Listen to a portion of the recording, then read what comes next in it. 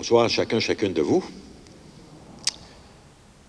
Alors ce soir, ça va être un 2 pour 1. Sacrement du pardon et l'Eucharistie. Alors surprenez-vous pas si les lectures ne sont pas dans votre prion. D'ailleurs, on va en avoir une seule lecture.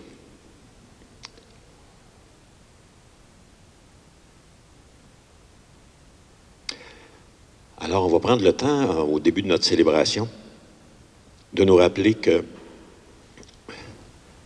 nos fautes, c'est toujours en communauté qu'on les fait.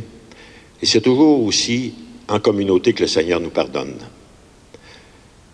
Nos fautes sont toujours dans nos relations avec les autres et spécialement avec, actuellement, avec, je dirais, notre mère, la terre, comme on dirait. On a besoin, je pense, de se réconcilier avec beaucoup de choses dans nos vies actuellement. Et spécialement ce soir, à travers la parole de Dieu, on va essayer de faire un petit pas là-dedans, tout en reconnaissant que le Seigneur est toujours prêt à nous pardonner. Et ce soir, on lui donne une chance d'être un vrai Père, parce que c'est sa fonction principale, le pardon. C'est ça qu'il aime le plus. Que Dieu, notre Père, nous fasse grandir dans son amour et nous accorde la grâce d'une vraie rencontre avec lui, et que le Seigneur soit toujours avec vous.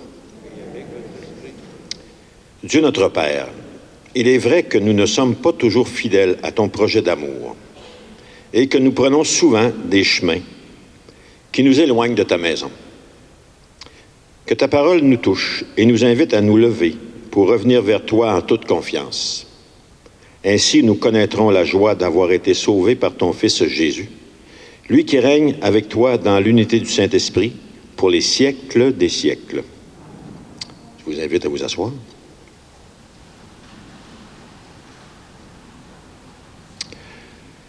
L'extrait que nous allons entendre ce soir est tiré de l'Ancien Testament. C'est le Seigneur qui appelle un enfant qui s'appelle Samuel, et il est auprès du prophète Élie, qui est déjà rendu vieux.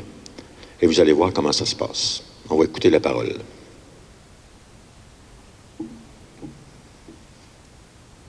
Lecture du premier livre de Samuel. Le jeune Samuel assurait le service du Seigneur en présence du prêtre Élie. La parole du Seigneur était rare en ces jours-là, et la vision peu répandue. Un jour, Élie couché à sa place habituelle, sa vue avait baissé, il ne pouvait plus bien voir. La lampe de Dieu n'était pas encore éteinte. Samuel était couché dans le temple du Seigneur, où se trouvait l'arche de Dieu. Le Seigneur appela Samuel, qui répondit, « Me voici. » Il courut vers le prêtre Élie, et il dit, « Tu m'as appelé? Me voici. » Élie répondit, « Je ne t'ai pas appelé. Retourne te coucher. » L'enfant alla se coucher. De nouveau, le Seigneur appela Samuel. Et Samuel se leva. Il alla auprès d'Élie, et il dit, « Tu m'as appelé? Me voici. » Élie répondit, « Je ne t'ai pas appelé, mon fils. Retourne te coucher. » Samuel ne connaissait pas encore le Seigneur, et la parole du Seigneur ne lui avait pas encore été révélée. De nouveau, le Seigneur appela Samuel. Celui-ci se leva. Il alla auprès d'Élie et il dit, « Tu m'as appelé? Me voici. » Alors Élie comprit que c'était le Seigneur qui appelait l'enfant. Et il lui dit, « Va te recoucher. Et s'il t'appelle, tu diras, « Parle, Seigneur, ton serviteur écoute. » Samuel alla se recoucher à sa place habituelle. Le Seigneur vint et se tenait là, et il appela comme les autres fois. « Samuel, Samuel. » Et Samuel répondit, « Parle, ton serviteur écoute. » Le Seigneur dit à Samuel, « Voici que je vais accomplir une chose en Israël à faire tinter les deux oreilles de qui l'apprendra. Ce jour-là, je réaliserai contre Élie toutes les paroles prononcées au sujet de sa maison, du début à la fin. Je lui ai annoncé que j'allais juger sa maison pour toujours, à cause de cette faute, sachant que ses fils méprisaient Dieu, il ne les a pas repris. Voilà pourquoi je le jure à la maison d'Élie, ni sacrifice, ni offrande, rien ne pourra jamais effacer la faute de la maison d'Élie. Samuel resta couché jusqu'au matin. Puis il ouvrit les portes de la maison du Seigneur. Mais Samuel craignait de rapporter à Élie la vision. Élie appela Samuel et dit, « Samuel, mon fils ?» Il répondit, « Me voici. » Élie ajouta, « Quelle est la parole qu'il t'a adressée? Ne me le cache pas, je t'en prie. Que Dieu amène le malheur sur toi, et pire encore, si tu me caches le moindre mot de toute la parole qu'il t'a adressée. » Samuel lui rapporta toutes les paroles sans rien lui cacher. Alors Élie déclara, « C'est le Seigneur, qu'il fasse ce qu'il est bon à ses yeux. » Parole du Seigneur.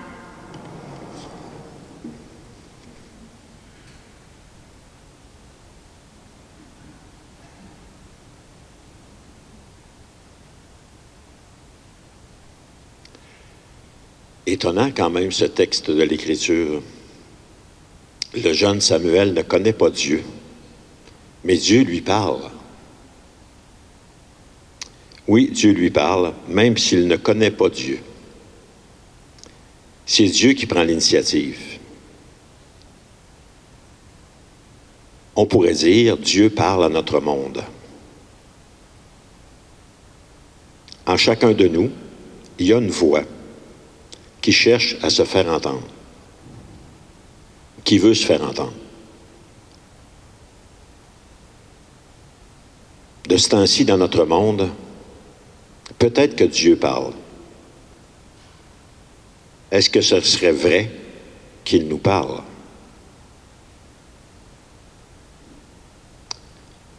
Peut-être que dans notre vie actuelle, Dieu veut nous parler. Le jeune Samuel, il entend la voix, puis ce qui est le fun, c'est qu'il l'entend dans sa langue.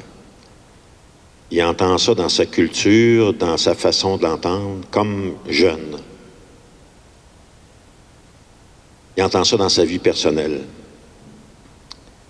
Ça, il est sûr de ça, qu'il y a quelqu'un qui lui parle. Mais il ne sait pas c'est qui lui parle. Puis il ne sait pas qu'est-ce que ça veut dire. Par 3 fois, il entend son nom dans sa langue, dans sa vie concrète. Et chaque fois, il pense que c'est Élie qui lui parle.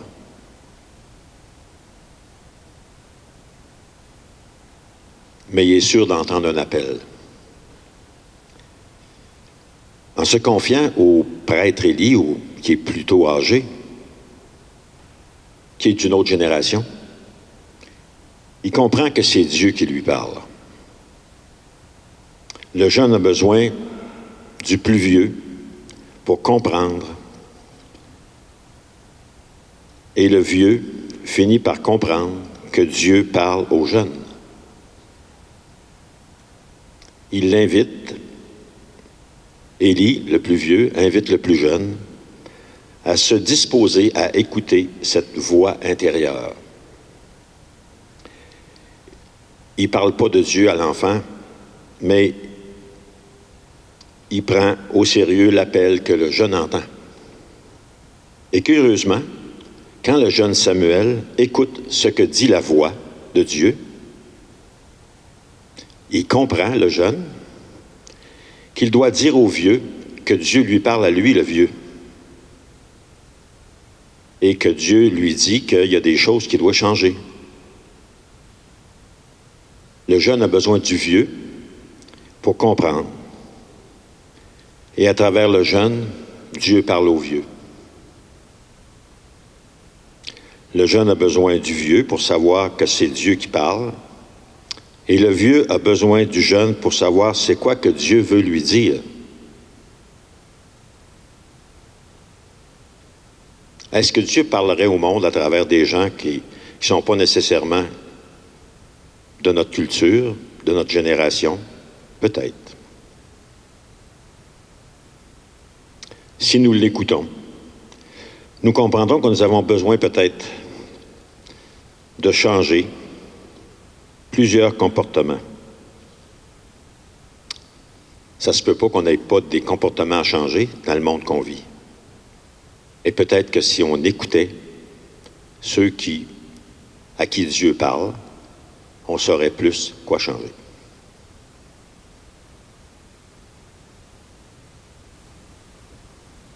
Petit examen de conscience.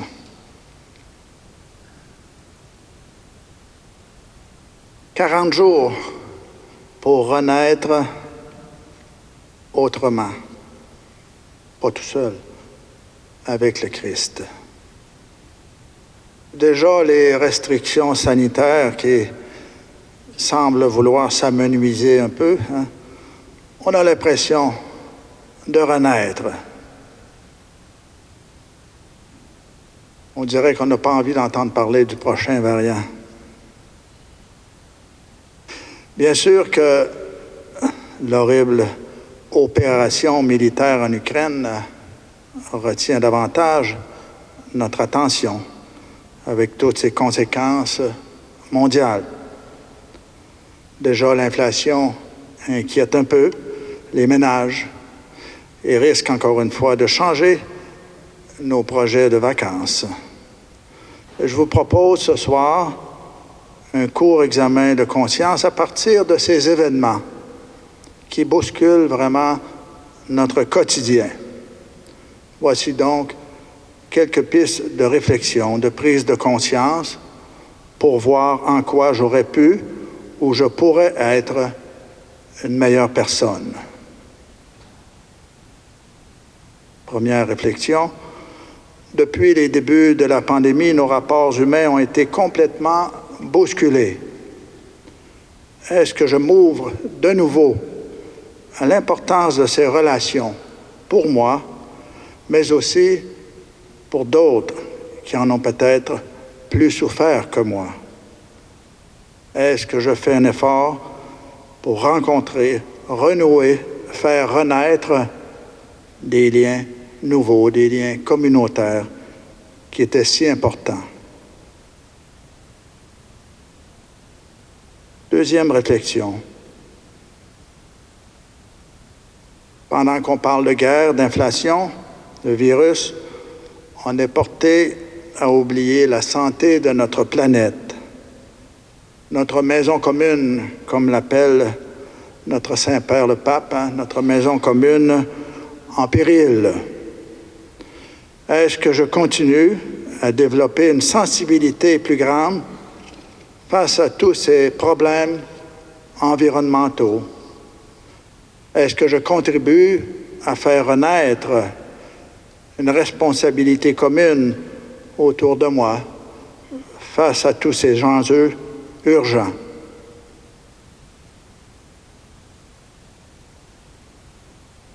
Troisième réflexion. Bien sûr qu'il faut prendre soin de soi-même par les temps qui courent, à travers tous ces événements qui font monter l'anxiété, les dépressions. Mais cela ne devrait pas se faire au détriment de notre solidarité envers les moins nantis, les réfugiés, ceux qui souffrent, les jeunes aussi dont le taux de suicide ne cesse de préoccuper. Est-ce que mon cœur s'ouvre généreusement à toutes ces misères? Est-ce que mes paroles, mes actions tendent à faire renaître l'espérance? Dernière réflexion. Est-ce que pendant ce temps de carême, je fais un effort pour m'approprier notre thème du carême, renaître autrement avec le Christ, présent dans ma vie, dans mes choix, dans mes pensées? Est-ce que j'ai ce désir personnel de renaître autrement pour faire ressurgir en moi ce que saint Paul appelle l'homme nouveau.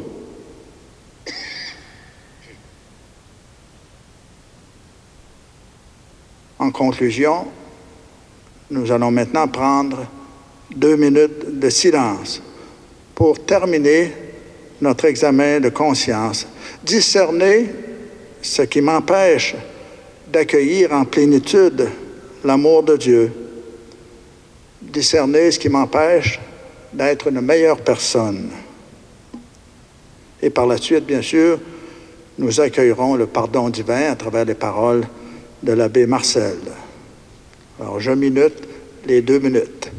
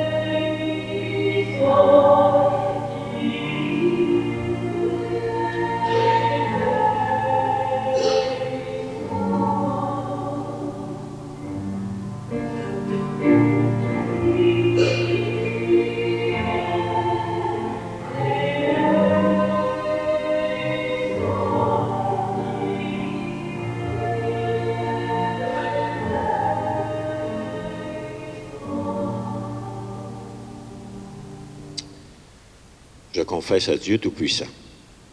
Je reconnais devant vous, mes frères et sœurs, que j'ai péché en pensée et en parole, par action et par omission. Oui, j'ai vraiment péché.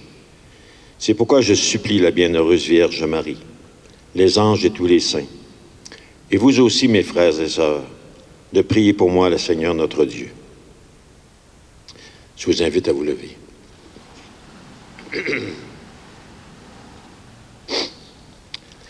Et à chaque paragraphe que je vais utiliser, je vous invite à répondre Amen. Dieu notre Père ne veut pas la mort du pécheur, mais il veut qu'il se convertisse et qu'il vive.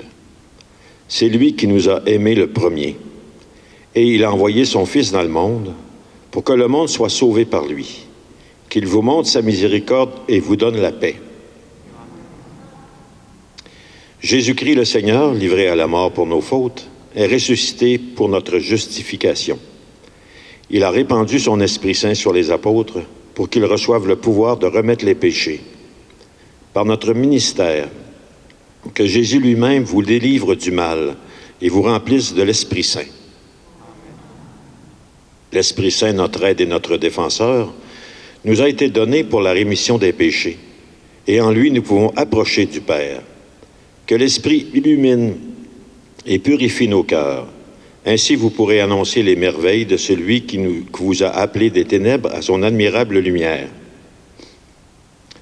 Et moi, au nom du Père et du Fils et du Saint-Esprit, je vous pardonne tous vos péchés.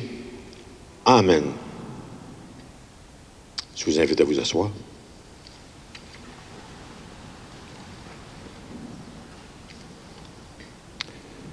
On va maintenant célébrer l'Eucharistie. Et tantôt, quand on aura la chance de recevoir le pain de vie, bien, on pourra à ce moment-là, il y aura un prêtre à chaque place qui pourra juste mettre les mains sur vous pour vous rassurer que vous êtes vraiment pardonné.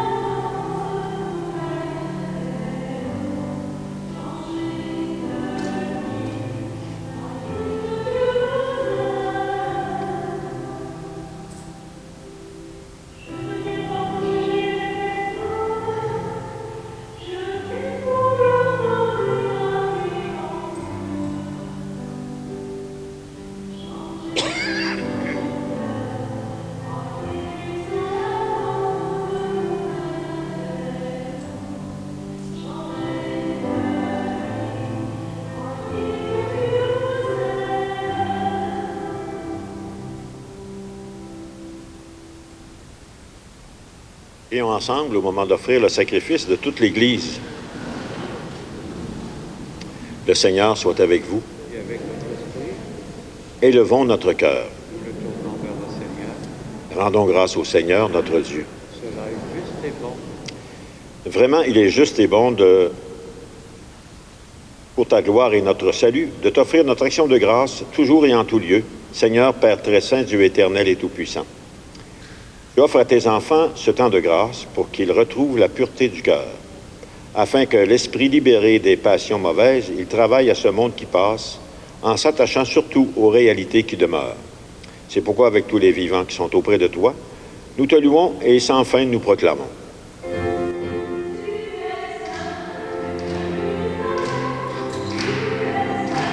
Dieu de l'univers, Hosanna, plus haut des cieux, au plus haut des cieux.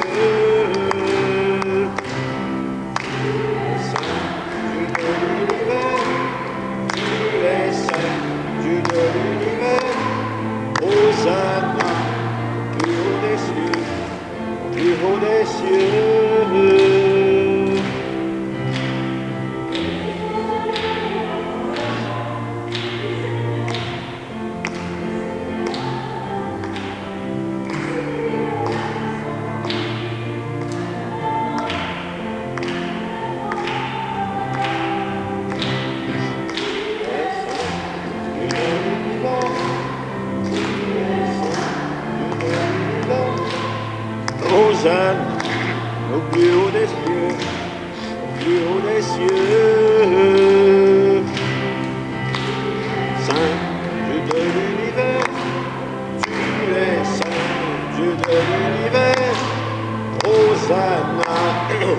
haut des cieux, au plus haut des cieux.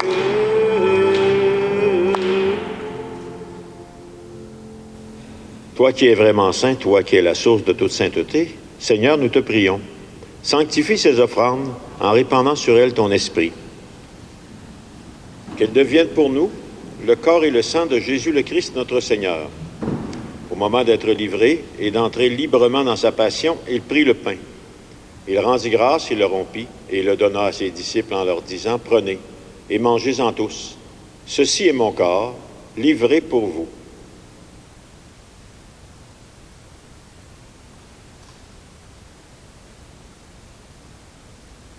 De même, à la fin du repas, il prit la coupe. De nouveau, il rendit grâce et la donna à ses disciples en leur disant, « Prenez et buvez-en tous, car ceci est la coupe de mon sang, le sang de l'alliance nouvelle et éternelle, qui sera versé pour vous et pour la multitude en rémission des péchés. Vous ferez cela en mémoire de moi. »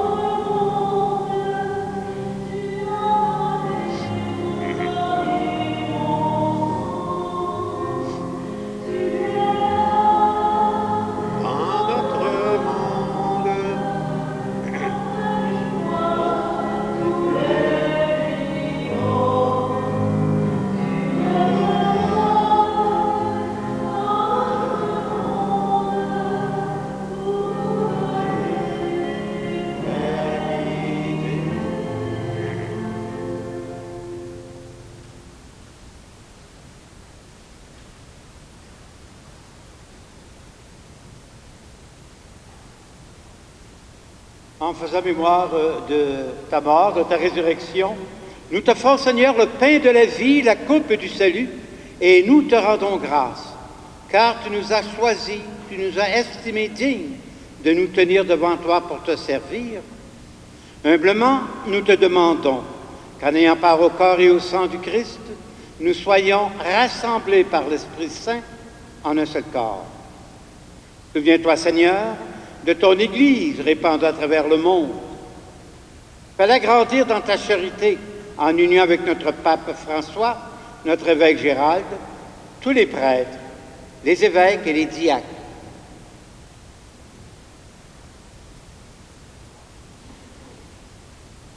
Souviens-toi aussi de nos frères et sœurs, endormis dans l'espérance de la résurrection, et de toutes les personnes qui ont quitté cette vie. Et en particulier, ce soir, nous voulons nous rappeler Nicole Dutil et Gilles Gosselin.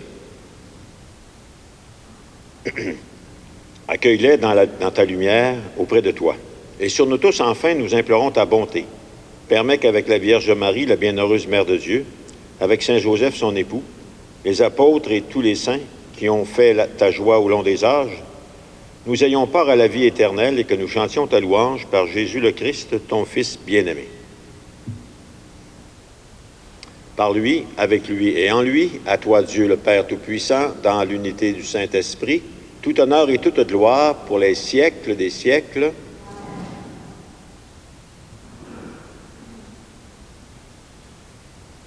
Ayant reçu ce pardon du Père, nous pouvons lui dire cette prière que Jésus nous a apprise. Notre Père, qui es aux cieux, que ton nom soit sanctifié, que ton règne vienne, que ta volonté soit faite sur la terre comme au ciel. Donne-nous aujourd'hui notre pain de ce jour.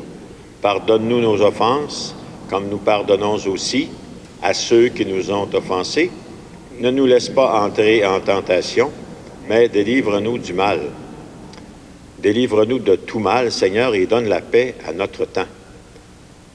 Que la paix du Seigneur soit toujours avec vous. Et avec votre esprit. Un petit salut ou un petit bonjour. Envoyez la main à votre voisin et votre voisine.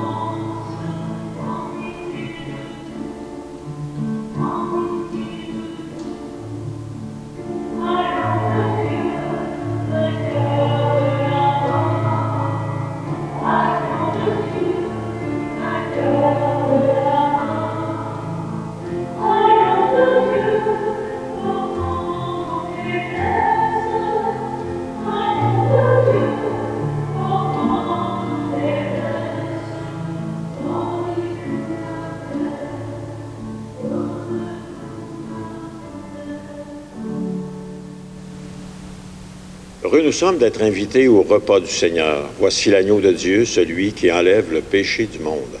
Seigneur, je ne suis pas digne de te recevoir, mais dis seulement une parole et je serai guéri.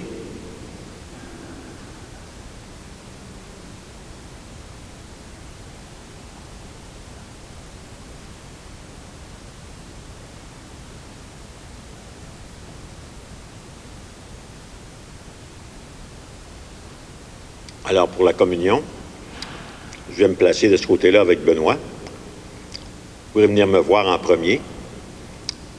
Je vais juste mettre vos mains sur vos épaules et vous bénir au nom de Dieu. Ceux qui sont de ce côté-là. Et Jacques va se placer de ce côté-là avec Daniel. Alors, Jacques va pouvoir aussi vous bénir et Daniel va vous donner la communion.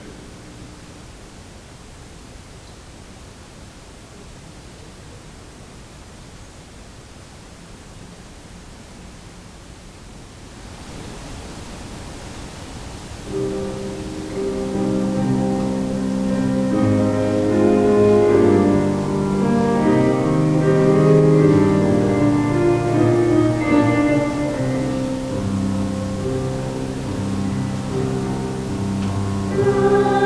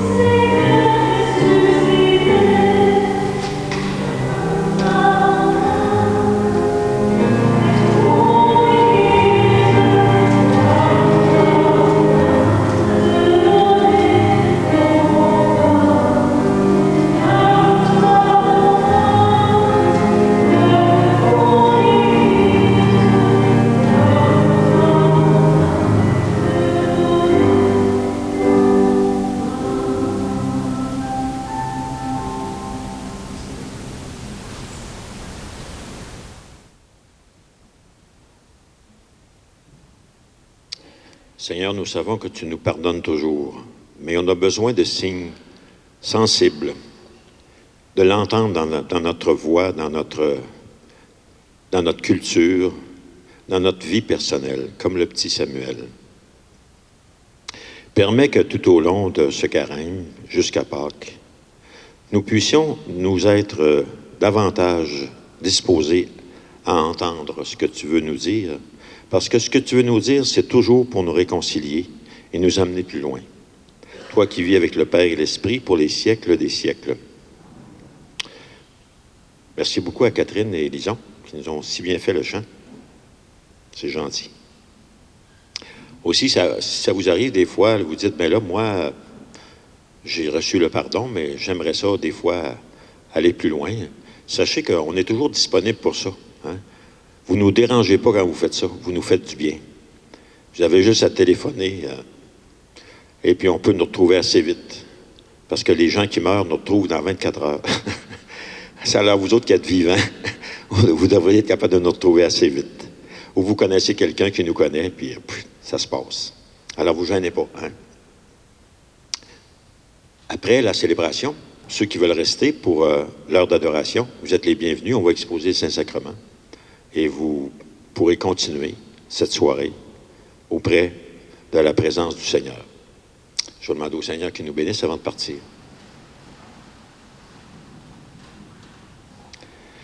Que Dieu, dont l'amour est tout-puissant, nous bénisse et nous garde, le Père, le Fils et le Saint-Esprit. Allons et demeurons dans la paix du Christ.